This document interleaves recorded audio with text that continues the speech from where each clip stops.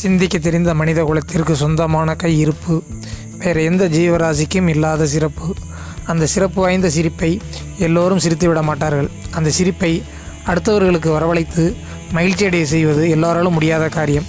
அதை செவ்வனே செய்து தமிழ் திரையுலகம் மூலம் மக்களை கவலை மறந்து சிரிக்க வைத்த காமெடி மன்னன் கவுண்டமணியை பற்றி இன்றைய பார்வை.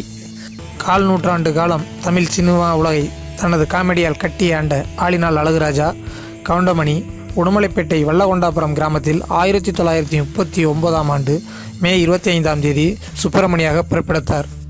1970ஆம் ஆண்டு சிவாஜி கணேசன் நடித்த ராமன் எத்தனை ராமனடி படத்தில் டிரைவராக சிறு வேடத்தில் நடித்தார். நாடகம் மூலம் சினிமா துறையில் நுழைந்த கவுண்டமணி சர்வசுந்தரம், தேனும்பாலும் படங்களில் சிறு வேடங்களில் நடித்தார். அதன் பிறகு இயக்குனர் இமயம் பாரதிராஜாவின் 16 வயது நிலை படத்தில் ரஜினிக்கு எடுபடியாக நடித்திருப்பார். உங்களை கையெடுத்து கும்பிடும்.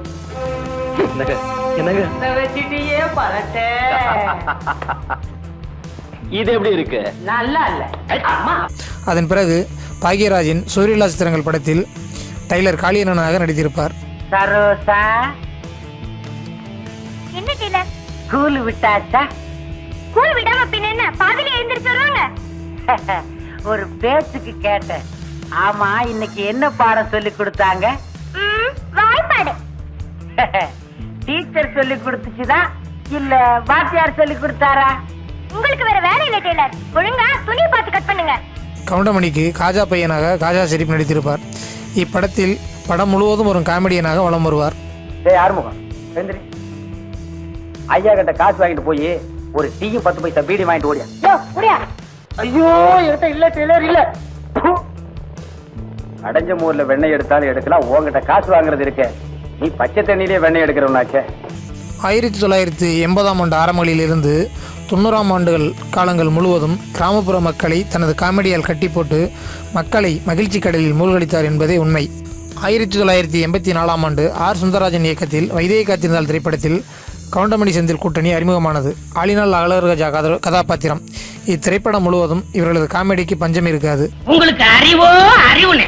அடே, எனக்கு இருக்கிற அறிவுக்கு இந்த ஆளினால் அழகுராஜா அமெரிக்காவில இருக்க வேண்டியவன்டா. ஏதோ என் கஷ்டகாலம் இந்த வரப்பட்டிக்காட்டுல வந்து பழனியப்பன் சைக்கிள் வீலுக்கு பெண்ட் எடுக்கிறேன். வீலா இது வில்லு மாதிரி இருக்கு. அண்ணே, நீங்க பெரிய ஆளுண்ணே. உனக்கு தெரியுது, நம்ம ஊர் ஜனங்களுக்கு தெரியலையே. இதெல்லாம் நீ போய் சொல்லணும்டா. ஆம்பளைங்கிட்ட சொல்லணுங்கிறது முக்கியம் இல்ல, நம்ம ஊர் பொம்பளைங்கிட்ட போய் சொல்லணும். அம்மா, அக்கா, தங்கச்சி, அழகராஜன் ஒரு கெட்டிக்காரரு, பெண்ட் எடுக்கிறதுல வீல் நிமித்தத்துல ஒரு வல்லவரு, அவர் ஒரு நல்லவரு, இப்படி எல்லாம் போய் சொல்லணும். டேய், நான் ஒரு சிற்பி மாதிரிடா. எப்படி செதுக்கிறேன் பாத்தியா? இந்த ஊர்ல உன்னை யாருமே கிட்ட சேர்த்துக்க மாட்டேங்கிறாங்க. என்ன கிட்ட வந்தா நீ கடிச்சு போடுவேன். அப்படி இருந்து உன்னை ஏன் நான் சேர்த்து வச்சிருக்கேன்? இது எல்லாம் போய் சொல்ல வேண்டியதான். ஏண்டா பல்லு விளக்கலையா? விளக்கிட்டே. அதான் இப்படி நாருது. என்னைக்காச்சும் ஒரு நாளைக்கு விளக்கனா இப்படித்தான்டா. பெட்ரோமாக்ஸ் லைட்டே வேணுமா? காமெடி இன்றும் பட்டி தொட்டி எங்கும் மீம்ஸ் ஆகும் காமெடி. என்ன அதுல உடைச்சு விட்டீங்க? ஏங்க, இங்க ஆளினால் அழகுராஜா கடை எதுங்க? இதுதான். நீ இருடி. அது நான் தாங்க. சாயந்தரம் என் பொண்ணுக்கு சீர் செய்யணும். அதுக்கு ஒரு பெட்ரோமாக்ஸ் லைட் வேணும்.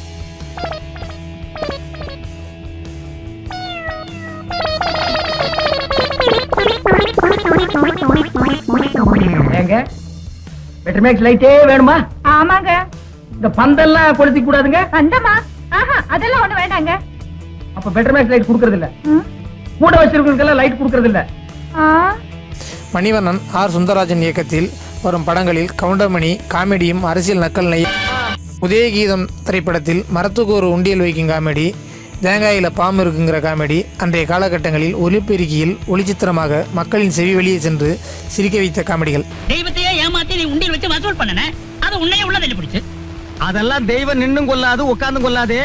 நான் மாட்டிக்கிட்டேன், உள்ள போயிட்டேன். மாட்டாதவெல்லாம் வெளியே இருக்கிறான். அதிக பிரசித்தனமா பேசக்கூடாது. சாமி, உங்களுக்கு விஷயம் தெரியுமா? என்னப்பா விஷயம்? எனக்கு எதுவும் தெரியாத.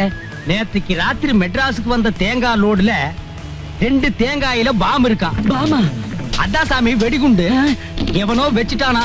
அது எந்த கடை தேங்காய்னு தெரியல. ஊரெல்லாம் ஒரே பரபரப்பா இருக்கு. இது ரொம்ப அநியாயம் சார், ரொம்ப அநியாயம். ஏர்போர்ட்ல வச்சா, பிளைட்ல வச்சா, ட்ரெயின்ல வச்சா, தேங்காயில வைப்பாளோ? வச்சுட்டாளே. போய் விசாரிச்சு பாருங்க. அதேபோல் இதே கோவில் படத்தில் முடி திருத்துபவராக வருவார். கேபி சுந்தரம்பாள் பாடலை கேட்டு முடிவெட்ட வந்தவருக்கு மொட்டையடியும் காமெடி மறக்க முடியாத காமெடி. கோடிக்கணக்கான ரசிகர்களை கொண்ட சூப்பர் ஸ்டாரும் சரி, கமலஹாசனும் சரி, கவுண்டமணியின் கவுண்டருக்கு தப்பியதில்லை. சிங்காரவேலன் படத்தில் கமலுடன் நடிக்கும் லூட்டிக்கு பஞ்சமில்லை. நடைமுறை பேச்சுக்கு கவுண்டவன் கொடுத்து எதிர்காமெடி பண்ணுவார். வைதேகி கத்தினால் திரைப்படத்தில் செந்தில் சொல்லுவார், அண்ணே உங்கள் மாதிரி உங்கள் சம்சாரம் இல்லை என்பார். அதற்கு அவர், ஆமாம் அவள் கொஞ்சம் உயரம் கம்மி என்பார்.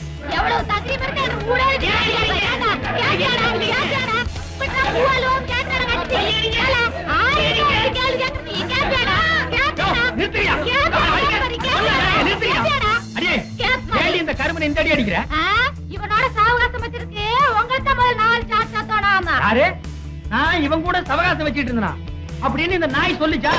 ஏண்டா எந்தற மேல எந்திரிக்கிறேன். ஏண்டா கருவா என்ன நடந்தது? நீங்களே சொல்லுங்க. எதுக்குடா கட்டிச்சீங்க? இப்படிதான் கம்னாட்டி. உங்க சம்சாரம் உங்க அளவுக்கு இல்ல. ஆமா உயரம் கொஞ்சம் கம்மி. அதுக்கு என்ன? நீங்க எவ்வளவு நல்லவரு. மேல நீங்க என்ன சொன்னீங்க? என் சம்சாரம் ஆத்தங்கரைக்கு வருதுன்னா பூவும் அல்வா வாங்கி கொடுத்தா வருவான்னு சொன்னீங்க. அதே மாதிரி வாங்கி கொடுத்தா வர மாட்டேங்கிறாங்க. இதுக்கு நீங்களே ஒரு பைசல் பண்ணுங்க. இதுக்கு எவ்வளவு ரூபா செலவழிஞ்சாலும் நான் பாத்துக்கிறேன். இது போன்ற உடனுக்குடன் டைமிங் செய்யும் திறன் படைத்தவர். தன்னை ஒரு கௌரவமான கதாபாத்திரமாக வைத்து காமெடி செய்யாமல் தன்னை வைத்தே காமெடி செய்யும் கலைஞானி அவர். என்னப்பா செய்யறது? விதி விளையாட்டு நாய நீ விளையாண்டு போட்டு விதி மேலேண்டா பழி போடுற. உன்னை அப்படியே குத்துறா. நீ வீட்டுக்கு வா, உன்னை நான் பேசிக்கிறேன். யாரா அவ? இவ்வளவு அமளி துமளி இங்க நடந்துட்டு இருக்கு. டம்மியா உட்கார்ந்து ஒருத்தர் மிச்சம் தின்னுட்டு இருக்கா. என்ற மகளுக்கு இன்சியல் பிரச்சனை வந்துடக்கூடாதுன்னு நான் தான் கண்ணு 20 வருஷமா சோறு போட்டு வளர்த்திட்டு இருக்கிறேன். ஐயோ, நல்ல குடும்பம், நல்ல மதர். இன்சியல் பிரச்சனை அவன் கவனிச்சுக்கிட்டோம். ஃபேமிலி பிரச்சனை நீ சமாளிச்சுக்க. நான் வர்றேன். அண்ணா, ஐயோ அம்மா. இந்திய திரையுலகில் ஈடு இணையற்ற காமெடி ஜோடி என்றால் அது கவுண்டமணி செந்தில் ஜோடிதான். சுமார் 450 படங்களுக்கு மேல் கவுண்டமணியும் செந்திலும் ஜோடி சேர்ந்து நடித்துள்ளனர். கீரிப்பிள்ளை தலையா, அரைக்கிரவுண்டு தலையா, கோமுட்டி தலையா, காட்டு யானைக்கு பிறந்தவனே என பேசி செய்யும் காமெடி கவுண்டமணிக்கு உரித்தானது. நகைச்சுவைக்காக ஓடிய திரைப்படங்கள் என்றால் அது கவுண்டமணி செந்தில் ஜோடியாக நடித்த படங்களுக்கு மட்டுமாகத்தான் இருக்கும். 80-90களில் அசைக்க முடியாத சக்தியாக வலம் வந்தவர் கவுண்டமணி. அவர்களின் நடிப்பு சில படங்களில் சுருளிராஜனை சார்ந்த நடிப்பாகவே இருக்கும். கவுண்டமணி நடிப்பு திரையுலகில் சிரிப்பு சரித்திரம் என்றே சொல்லலாம். கதாநாயகனாக கவுண்டமணி நடித்த படங்கள் பெரிதாக வெற்றியடையவில்லை. 1989ஆம் ஆண்டு கரகாட்டக்காரன் திரைப்படம் மூலம் திரையுலகில் மிகப்பெரிய உச்சத்தை தொட்டார் என்றே சொல்ல வேண்டும். வாழைப்பழை காமெடி. இந்த பையனையும் அந்த பொண்ணையும் பார்க்குறப்ப தில்லானா மோகனம்பாள் படத்தில் வர்ற சிவாஜியையும் பத்மினியையும் பார்க்கறது போல இருக்கு என்கிற காமெடி மறக்க முடியாத காமெடிகளாகும். இவர் ஊதறதா அந்த பொண்ணு ஆரதையும் பாக்குறப்ப தில்லானா மோகனம்பாளை சிவாஜி பத்மினி பார்த்த மாதிரி இருக்கா. தில்லானா மோகனம்பாள் படம் பாத்திருக்கா நீ? இல்ல. சிவாஜி கணேசன் பத்மினி நேர்ல பாத்திருக்கியா? இல்ல. அப்புறம் எதை வச்சா இந்த மூஞ்சி சிவாஜி கணேசன் அந்த மூஞ்சி பத்மினி சொன்ன? சொல்றா சொல்லு. போல சொல்லுங்க. ஐயாவா நான் என்ன கிழவனா? தம்பி சொல்ல சொல்லி இவெல்லாம் சொல்ல சொல்லாரு. ஆட்டா நடக்கிற ஊருக்கெல்லாம் 10 ரூபா தர்றேன். இந்த மாதிரி போன் பேசி அதுலயும் அந்த தவறுகாரன் சொல்லுங்க. அவரு இவர் காமெடியன் என்றாலும் ஒரு பக்க காமெடி இல்லாமல் எதிர்கருத்து கூறியும் சிரிக்க வைப்பார். தன்னுடன் நடிப்பது எவ்வளவு பெரிய நடிகராக இருந்தாலும் அவர்களை கலாய்த்து நடிப்பது கவுண்டமணியின் பாணி. நினைவே ஒரு சங்கீதம் படத்தில் விஜயகாந்தின் மாமாவாக வருவார். வண்டி மாட்டை வச்சு சீட்டாடின, ஆனால் மாட்டோட சலங்கையை விடலை என்று பேசுவது அந்த நேரங்களில் கவுண்டமணி காமெடியின் உச்சம். கல்நெஞ்சகர்களும் கவுண்டமணியின் காமெடிக்கு அடிமையே என்றாலும் அதற்கு உறுதுணையாக காமெடிக்கு எழுத்து வடிவம் கொடுத்தவர் தஞ்சை மாவட்டம் ஆவணத்தில் பிறந்த வீரப்பன் அவர்கள். தமிழ் திரையுலகில் கண்டிப்பானவர்கள் என கூறப்படும் சிவாஜியும் இளையராஜாவும் கவுண்டமணியின் காமெடிக்கு அடிமை என்கிறார்கள். தமிழ் திரையுலகில் காமெடி சாம்ராஜ்யத்தை ஆண்ட கவுண்டமணி சத்யராஜுடன் நடித்த படங்கள் அனைத்துமே முத்திரை பதித்த காமெடி. சரி போய் லட்சியத்தை நிறைவேற்றுவாங்க. என்னங்க லட்சியம்? அட அம்மனை கல்யாணம் பண்ணத அரசியலுக்கு வந்தீங்க. அதாருங்க எங்க லட்சியமே. ஏங்க அப்ப தொகுதிக்கு ஒண்ணு நல்லது பண்ண மாட்டீங்களா? யார பார்த்து என்ன கேள்வி கேக்குற? தொகுதிக்கு நாங்க எதுக்கு நல்லது பண்ணணும்? 1947 இந்தியாவுக்கு சுதந்திரம் வந்தது. இது வரைக்கும் எத்தனை எலெக்ஷன் நடந்திருக்கு? ஜெயிச்சவங்க பூரா நல்லது பண்ணிருக்கானா? நாங்க மட்டும் பண்றதுக்கு என்ன இழிச்ச வாயினுங்களா? இல்லாத புது பழக்கத்தை ஏடா ஏற்படுத்த சொல்றேன். அப்படி நாங்க நல்லது பண்ணா மத்த ஜெயிச்சவெல்லாம் எங்க வீட்டு முன்னால வந்து கல்யாணம் தெரிஞ்சானா ஏண்டா நல்லது பண்ணீங்கன்னு நீ காப்பாத்துவியாடா? சரி விடு விடு விடு. என்ன வார்த்தை கேட்டாண்டாம? ஏண்டா வழக்கம் போல தொகுதிக்கு ஒண்ணும் பண்ண வேண்டாமாப்பா. ஆஹா டேய் அல்ல கைகளா வாங்க வாங்கடா. பொன்னான வார்த்தையை வாயை திறந்து என்னமா சொன்னார் பாத்தீங்களா? எக்ஸ்பீரியன்ஸ் கேண்டு சொல்லுது. டேய் அல்ல கையினுடைய ரூல்ஸ் என்னடா? வாழ்க ஒளிக அங்கேயே இருங்க. எம்எல்ஏ ராசப்பன். சத்யராஜுடன் கவுண்டமணி நடித்த வேலை கிடைச்சிருச்சு, வாழ்க்கை சக்கரம், வால்டர் வெற்றிவேல், தாய்மாமன், புதுமனிதன், வள்ளல், நடிகன், பிரம்மா, மாமன் மகள், திருமதி பழனிசாமி போன்ற படங்கள் கவலை தோய்ந்தவர்களையும் கலகலப்பாக்கும் காமெடி காட்சிகள் நிறைந்த படங்கள். பிரபலங்களை தனக்கு ரசிகர் அழைக்கிய பெருமை கவுண்டமணிக்கே உண்டு. படிப்பறிவு பெரிதும் இல்லாமல் உள்ளூர் அரசியல் முதல் உலக வரலாறு வரை பேசும் திறமை வாய்ந்தவர். தனது காமெடி மூலம் அரசியலை கலங்கடிக்கும் திறமை வாய்ந்தவர். ஓட்டு போட்டு ஏமாறும் வாக்காளர்களை விளாசி தள்ளும் திறமை கவுண்டமணிக்கே உரித்தானது. கிட்ட 4 வார்த்தை பேசிக்கிறேன், 4 வார்த்தை தான் பேசுவேன். அதுக்கு மேல இது கிட்ட நான் பேசவே மாட்டேன். தெரியாது அப்பாவி மாதிரி பரிதாபமா நிக்கிறீங்களா? டேய் டேய், நீங்க பெரிய ஆளுங்கடா, கெட்ட கேப் மாதிரிடா. நீங்க இதுக்காக குடுக்கறாங்கன்னா லைன் கட்டி நிக்கிறீங்க. யாராவது இலவசமா அரிசி போடுறாங்கன்னா அதையும் வரிசையில வந்து வாங்கிக்கிறீங்க. எவனாவது இலவசமா வேட்டி சட்டை குடுக்கறான்னா அதையும் வரிசையில வந்து வாங்கி. என்னைக்கு நல்லவன் கெட்டவன் பார்த்து ஓட்டு போட்டுருக்கானுங்க. இவனுக்கு கணக்கு என்ன? ஒரு ஓட்டுக்கு ஒரு பித்தளை கூட, ஒரு பித்தளை சொம்பு, ஒரு பித்தளை பாலான்னு தானப்பா போட்டுருக்கானுங்க. இவனுக்கு ரேஞ்சுக்கு அதை ஒரு நாள் பிசினஸ் ஆக்கி கரெக்ஷன் பண்ணிட்டானுங்க. அவனுக்கு ரேஞ்சுக்கு அதை 5 வருஷம் பிசினஸ் ஆக்கி லஞ்சம் மேல கரெக்ஷன் பண்ணிட்டு இருக்கானுங்க. இவனுங்களை கொள்ளை அடிக்கிறதுல தப்பே இல்ல, இவனுங்களை அடிக்கிறதுல தப்பே இல்ல. இவனுக்கு அடி வாங்கி சாகிறதுக்குன்னே பிறந்தவனுங்க. எப்போ கல் தோன்றி மண் தோன்றா காலத்து இதுக்கு எதுக்குடா அப்பவே பிறந்தீங்க? ராசப்பா, இவனை திருத்தவே முடியாது, இவனுக்கு திருத்தவே மாட்டாங்க. வாங்கிட்டு போங்க போங்க. எம்எல்ஏ ஆகிறதுக்கு படிப்புங்கிற கர்மாந்திரமெல்லாம் தேவையில்லை. வெந்தது வேகாதது, பெட்டிக்கடையில் கடை வாங்கினது, இது போன்ற பேச்சுகள் பேசி சிரிக்கவும் சிந்திக்கவும் வைப்பது கவுண்டமணி ஒருவருக்கே முடியும்.